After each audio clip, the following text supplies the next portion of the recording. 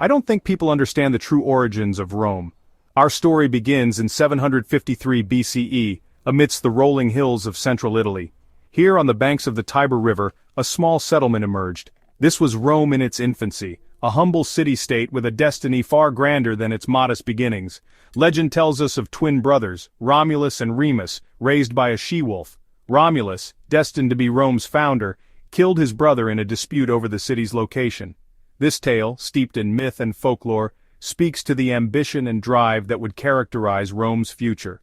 From these early days, the Romans proved to be a resilient and resourceful people. They cultivated the fertile land surrounding their city, gradually expanding their influence. Their strategic location on the Italian peninsula, a crossroads of trade and cultural exchange, further fueled their growth. The Romans engaged in trade, diplomacy, and, when necessary, warfare, to secure their position and resources. These early interactions shaped their worldview, instilling a pragmatic approach to power and expansion. As Rome grew, so too did its internal organization. The early Romans developed a system of governance that emphasized civic duty and participation. They formed a senate, a council of elders, to advise their kings and make important decisions. This early form of government, though far from democratic, laid the foundation for Rome's future political structures. It emphasized collective decision-making and a degree of accountability, setting the stage for the republic that would later emerge. However, the path to greatness was never smooth. Rome faced constant challenges from neighboring tribes and rival cities. The Etruscans, a powerful civilization to the north, exerted considerable influence over Rome in its early years. Etruscan kings ruled Rome for a time, leaving their mark on Roman culture and architecture. This period of Etruscan dominance ultimately gave way to Roman rebellion and the establishment of a new political order, one that would forever change the course of Western civilization.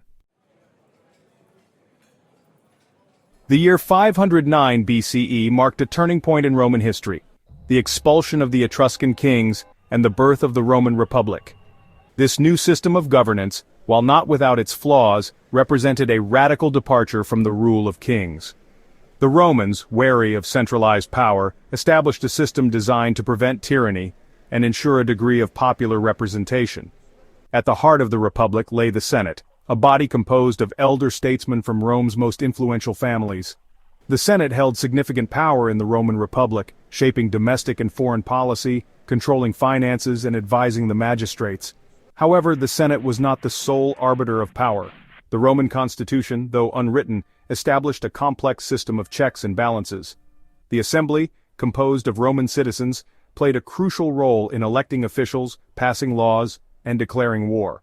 This division of power between the Senate and the assembly, while often fraught with tension, aimed to prevent any one individual or institution from becoming too powerful.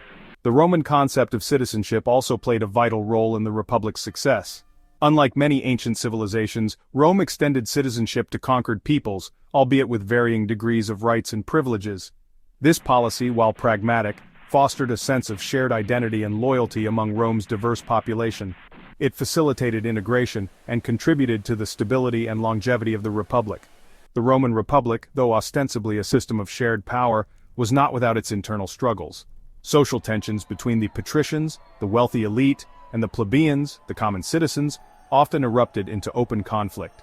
The plebeians, demanding greater political and economic rights, staged protests and even withdrew their labor, forcing the patricians to concede to their demands. These struggles, though disruptive, ultimately strengthened the Republic, leading to reforms that granted the plebeians greater representation and a voice in government.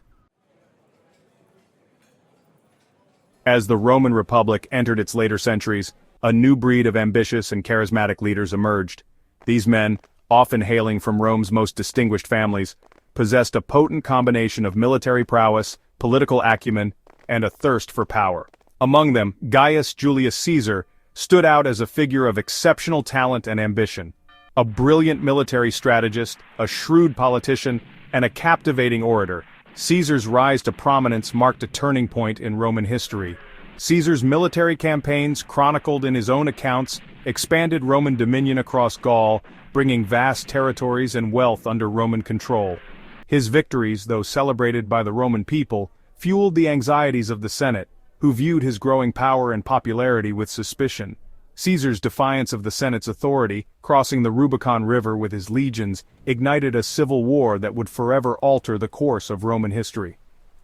The Roman Republic, already strained by internal divisions and the pressures of managing a sprawling empire, could not withstand the onslaught of Caesar's ambition. His victory in the Civil War effectively ended the Republic, ushering in a new era of Roman history dominated by powerful individuals. Caesar, declared dictator for life, embarked on a series of ambitious reforms aimed at consolidating his power and addressing some of the Republic's long-standing problems. However, Caesar's reign was short-lived. His assassination on the Ides of March in 44 BCE, at the hands of senators fearing his growing power, plunged Rome into a new period of turmoil. The assassination, while intended to restore the Republic, only served to hasten its demise. The power vacuum left by Caesar's death ignited a power struggle among his lieutenants, leading to another round of civil wars that would ultimately culminate in the rise of the Roman Empire. From the ashes of civil war and political upheaval, a new chapter in Roman history emerged, the Roman Empire. Octavian, Caesar's adopted son and heir, emerged victorious from the tumultuous power struggles that followed Caesar's assassination.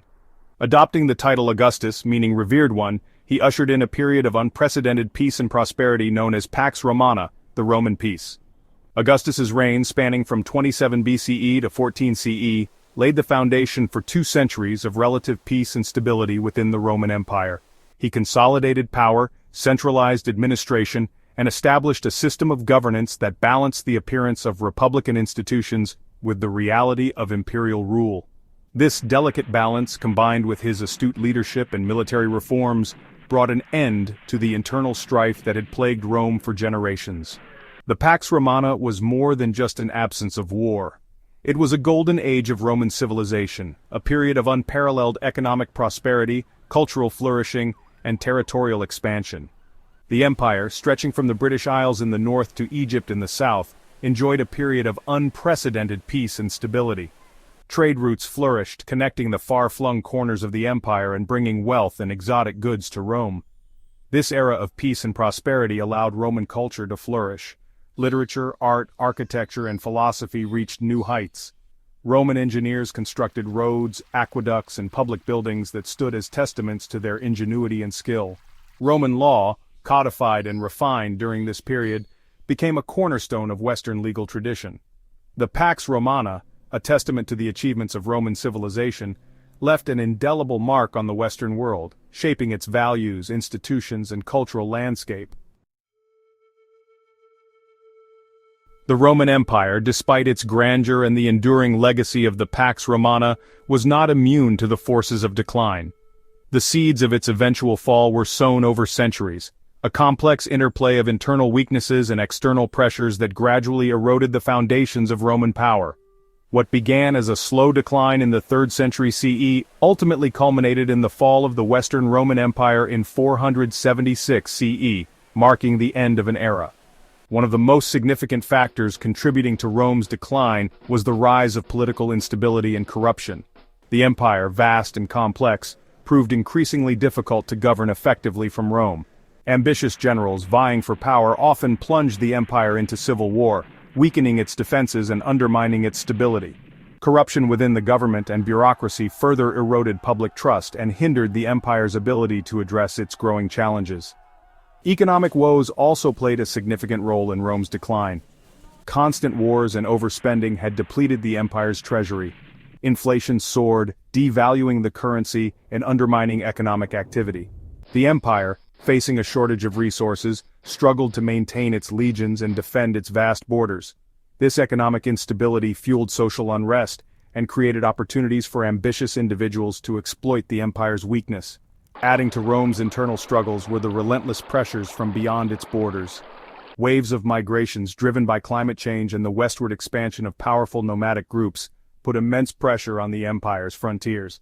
Germanic tribes pushed westward by the Huns sought refuge within Roman territory, putting a strain on the empire's resources and leading to conflict.